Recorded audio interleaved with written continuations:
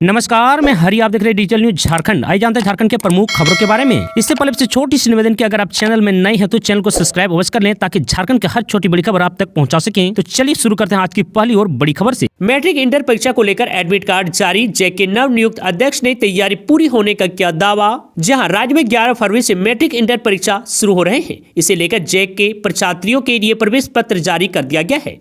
इस परीक्षा में शामिल होने वाले वैसे विद्यार्थी जिन्होंने फॉर्म भरा है वो जैक की वेबसाइट से एडमिट कार्ड डाउनलोड कर सकते हैं। यदि एडमिट कार्ड डाउनलोड होने में किसी तरह की परेशानी होती है तो आयोग के द्वारा जारी हेल्पलाइन नंबर पर संपर्क कर सहायता ले सकते हैं। बता दूं कि झारखंड में इस साल की मैट्रिक परीक्षा में 4,33,890 विद्यार्थियों ने फॉर्म भरा है। वहीं इंटरमीडिएट परीक्षा के लिए 3,50,138 आवेदन प्राप्त हुए हैं। जैक ने मैट्रिक परीक्षा के लिए पूरे राज्य भर में 1297 परीक्षा केंद्र बनाए हैं। वहीं इंटरमीडिएट के लिए 389 परीक्षा केंद्र बनाया गया है।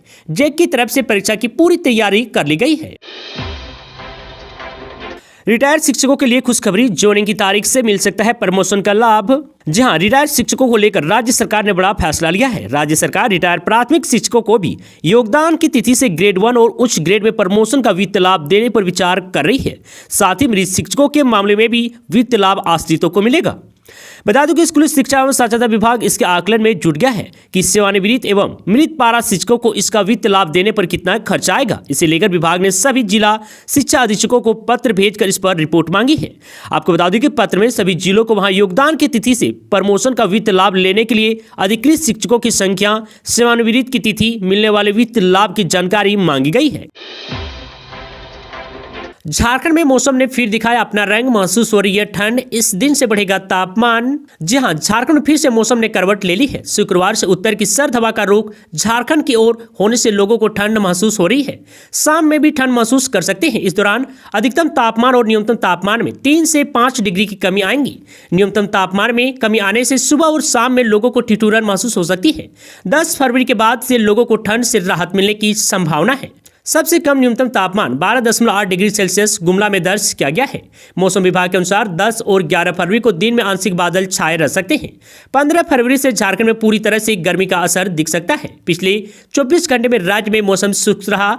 सबसे अधिक अधिकतम तापमान 35.4 डिग्री सेल्सियस चाईबासा में रिकॉर्ड किया गया है। और वहीं 8 फरवरी यानी कि आज राज्य के पूर्वी और दक्षिणी हिस्से के तापमान में 3 से 4 डिग्री सेल्सियस की कमी आएंगी और लोगों को गर्मी का एहसास नहीं होगा। मौसम विज्ञान केंद्र के निर्देशों के अनुसार 10 फरवरी से राज्य के कई हिस्सों में आंशिक बादल बनने के कारण तापमान में एक बार फिर से वृद्धि होगी। असिस्टेंट प्रोफेसर की भर्ती पर बड़ा अपडेट, अब उर्दू विषय का भी परीक्षा रद्द। जी हां, झारखंड कर्मचारी चयन आयोग ने झारखंड प्रारंभिक विद्यालय प्रशिक्षित सहायक आचार्य संयुक्त प्रतियोगिता परीक्षा 2023 के तहत अब उर्दू विषय की परीक्षा भी रद्द कर दी गई है। आयोग ने कक्षा 6 से 8 के स्नातक प्रशिक्षित सहायक आचार्य पद के लिए चौथे पत्र के अंतर्गत उर्दू विषय की परीक्षा रद्द की है। आयोग ने इस संबंध में शुक्रवार को सूचना जारी कर दी है। इससे पहले आयोग ने इस परीक्षा के तहत पंच परगनिया और कुरमाली की परीक्षा भी रद्द कर दी थी।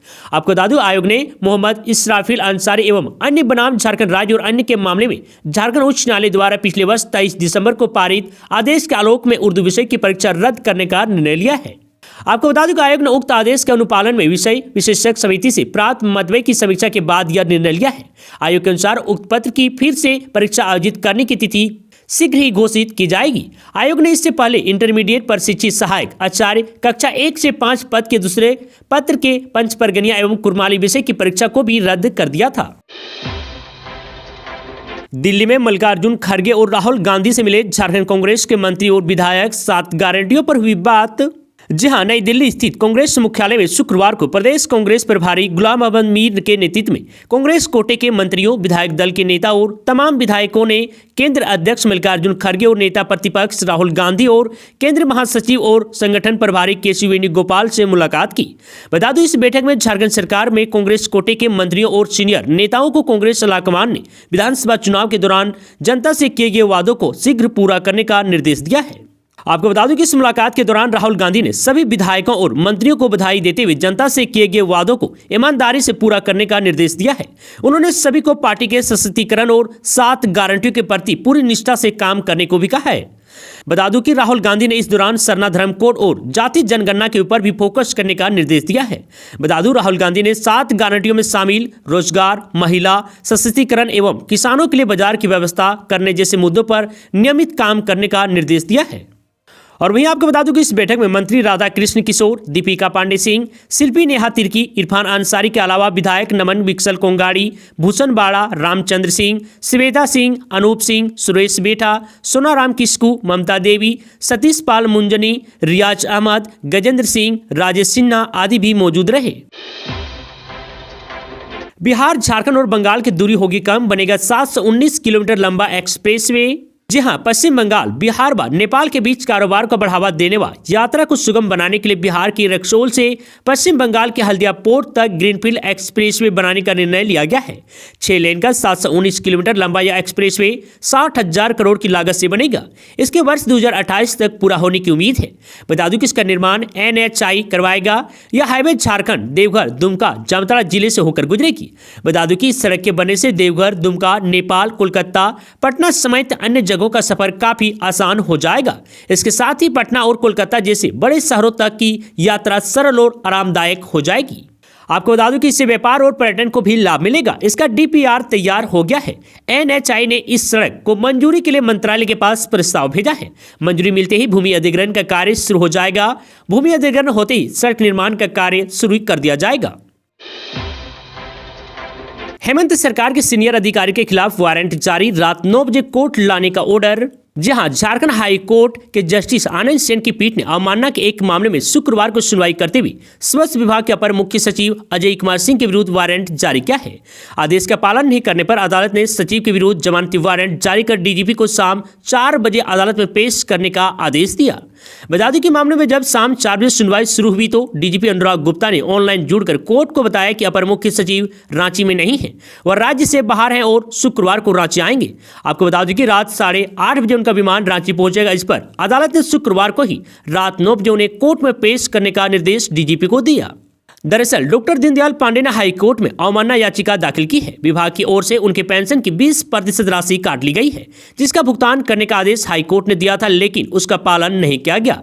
हाई कोर्ट के आदेश का पालन नहीं किए जाने पर 31 जनवरी को अदालत ने स्वास्थ्य विभाग के अपर मुख्य सचिव को 7 फरवरी को कोर्ट में उपस्थित होने का निर्देश दिया था।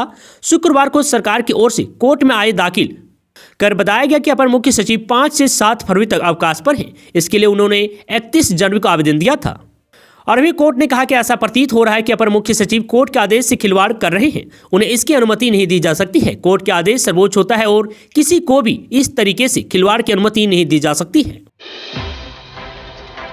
मैया सम्मान के पैसे खा रही है विभागीय कर्मियों की लाडली बहना, क्या है पूरा खेल। जी हां, जामताड़ा के फतेहपुर में मैया सम्मान योजना की राशि की गड़बड़ का मामला उजागर हुआ है। महीनों से मैया सम्मान योजना के पैसे मिलने की आस लगाई बैठी सिर्फ फतेहपुर की तकरीबन 120 से ज्यादा महिलाओं के मोबाइल पर पैसे आने के मैसेज तो आ रहे हैं, लेकिन यह राशि किसी और के बैंक खाते में ट्रांसफर हो रहे हैं। शिकायत मिलने के बाद इसमें विभागीय कर्मियों की मिलीभगत भी सामने आ रही है। शुरुआती जांच से जो खुलासे हो रहे हैं वह और भी चौंकाने वाले हैं। जांच में पता चला है कि कुछ विभागीय कर्मियों ने मैया सम्मान योजना के नाम पर लाभुक का नाम तो जोड़ दिया, लेकिन यह राशि अपने चहेते और किसी करीबी लाडली बहना के खातों में ट्रांसफर करवा दिए। अब आरोप लग रहा है कि यह गड़बड़ी प्रखंड के बनरनाचा पंचायत की भिलाई मृत्युंजय चौधरी की मिलीभगत से की गई है।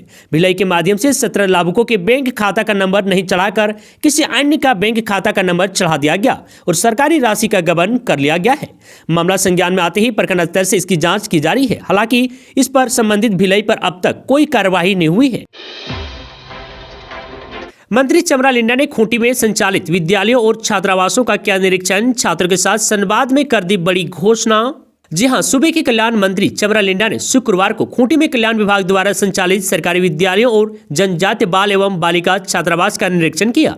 इस दौरान मंत्री ने खूंटी के बिरसा मुंडा जनजातीय बालिका छात्रावास में रह रही छात्राओं से सीधा संवाद किया और छात्राओं की प्रतिभा और रुचि के आधार पर करियर बनाने की सलाह दी। बता दें कि कल्याण मंत्री चमरा लिंडा बिरसा कॉलेज की छात्राओं से सीधा संवाद कर उनके रहने और खाने के इंतजाम के बारे में जानकारी ली। बता दूं कि इस दौरान छात्रावास में रहने वाले छात्र छात्राओं ने छात्रावास छात्रावास की समस्याओं से संबंधित एक ज्ञापन भी मंत्री को सौंपा है। बता दूं कि छात्रों ने छात्रावास में पेयजल, लाइब्रेरी, रसोइया और अन्य समस्याओं से अवगत करवाया। कल्याण मंत्री चमरा लिंडा ने कल्याण विभाग द्वारा संचालित विद्यालयों के भवन की रिपेयरिंग, छात्रवृत्ति, साइकिल वितरण समेत अन्य सुविधाओं को जल्द बहाल करने का आश्वासन दिया है। इस दौरान मंत्री ने छात्राओं से कहा है कि जल्द ही छात्रावास में खाने की व्यवस्था कराई जाएगी। किसी भी छात्रा को अपने घर से चावल, दाल और सब्जी लेकर आने की जरूरत नहीं है। छात्रावास में एक वार्डन की बहाली होगी और प्रोटीन युक्त भोजन दिया जाएगा। कल्याण मंत्री ने कहा कि भगवान बिरसा मुंडा की जन्मस्थली उलिहातू का स्कूल बिल्डिंग जर्जर है। विद्यालय भवन की जल्द रिपेयरिंग कराई जाएगी, साथ ही वहां सुविधा बेहतर होंगी। उन्होंने कहा है कि बिरसा मुंडा के गांव में किसी भी तरह की परेशानी हुई तो संबंधित पदाधिकारियों पर कार्रवाई की जाएगी। बीच सड़क पर डीजल टैंक में लगी आग, मचा अफरा तफरी। जहां नामकुम थाना क्षेत्र स्थित रायसा मोड़ के पास शुक्रवार की दोपहर एक अनियंत्रित डीजल टैंक बीच सड़क पर हादसे का शिकार हो गया। टैंकर के दुर्घटनाग्रस्त होते ही उसमें आग लग गई और देखते ही देखते पूरा डीजल टैंक जलकर स्वाह हो गया। मौके पर पहुंचे अग्निशमन विभाग के वाहनों ने कड़ी मकसद के बाद आग पर काबू पाया। आपको बता दें कि रांची के नामकुम थाना प्रभारी ब्रह्मदेव प्रसाद ने बताया कि रायसा मोड़ के पास एक अनियंत्रित टैंकर रांची टाटा हाईवे पर बीचों बीच पलट गया। दुर्घटनाग्रस्त होने की वजह से टैंकर में अचानक आग लग गई। आग पर काफी मुश्किल के बाद काबू पाया गया। नामकुम थाना प्रभारी ने बताया कि इस भीषण आग लगी में ड्राइवर और खलासी बाल बाल बच गए हैं। जमशेदपुर में मूर्ति विसर्जन के दौरान पथराव, महिला समेत 3 लोग घायल। जी हां, जमशेदपुर साक्षी थाना अंतर्गत कांसीडी यूथ क्लब की ओर से मां सरस्वती की प्रतिमा का विसर्जन करने के दौरान कांसीडी काली मंदिर 5 नंबर रोड के समीप डीजे पर तेज गाना बजाने और डांस करने को लेकर स्थानीय युवकों और डांस करने वालों के बीच तू मेमे के बाद मारपीट हो गई। घटना शुक्रवार रात करीब 9:15 बजे की है। बताया जाता है कि स्थानीय युवकों ने पूजा कमेटी के युवकों पर नशा करने का आरोप लगाते हुए विरोध किया है। इसे लेकर पूजा कमेटी और स्थानीय युवकों के बीच मारपीट हो गई। इस दौरान पथराव भी हुआ। इसमें एक महिला समेत 3 लोग घायल हो गए हैं। बता दूं कि साक्षी पुलिस की टीम मूर्ति विसर्जन जुलूस के पीछे ही था। इस वजह से पुलिस ने तुरंत हस्तक्षेप किया और मामले को शांत करवाया। इस दौरान काली मंदिर और आसपास रोड पर बिखरे पत्थर को भी हटाया गया। सूचना मिलते ही साक्षी थाना प्रभारी आनंद मिश्रा मौके पर पहुंचे। फिर पुलिस फोर्स के साथ विसर्जन जुलूस को लेकर मेन रोड होते हुए साक्षी स्वर्णरेखा नदी घाट में पैदल पहुंचकर प्रतिमा विसर्जन करवाया। साक्षी थाना प्रभारी आनंद मिश्रा ने बताया कि विसर्जन के दौरान कांसीडी में 2 पक्षों में युवकों के विवाद के कारण झगड़ा हुआ है, लेकिन लिखित शिकायत नहीं की गई है।